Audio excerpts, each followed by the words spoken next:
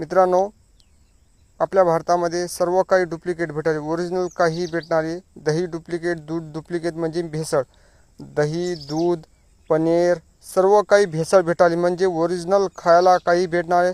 फळंसुद्धा तुम्हाला मिलावट भेटालेत.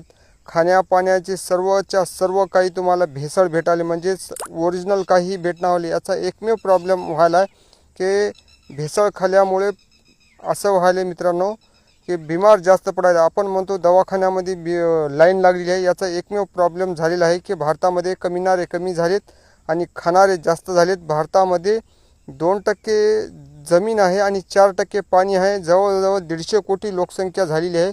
तर या लोकसंख्येला सर्व शुद्ध आणि एकदम ओरिजिनल खाणपिण्याचा ओरिजिनल भेटणं आले, म्हणून सर्व काय करायले त्याच्यामध्ये मिलावटखोरी करायला.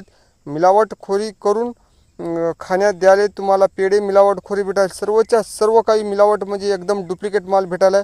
या खाण्यामुळं सर्व बिमार पडालेत. पण आपले इथले हे फक्त आणि फक्त गप्प बसाले, याच्याविषयी कोणीही बोलणं आले. कारण मिलावटखोरीमुळे कित्येक लोक बिमार पडाले, कित्येक लोकांचे प्राण चलेत आणि कित्येक लोकांचे घरं या मिलावटखोरीमुळे कित्येक घराचं नुकसान झाले आहे. कारण का नुकसान झालं म्हणजे याचा अर्थ की हे जे बिमार पडाले त्यांना हजारो रुपये त्या दवाखान्यात जावं लागेल. त्या दवाखान्यात फीस वाढून गेली आहे. मिलावटखोरी बंद झाली पाहिजे, नाहीतर खूप मोठा अनर्थ होणार आहे.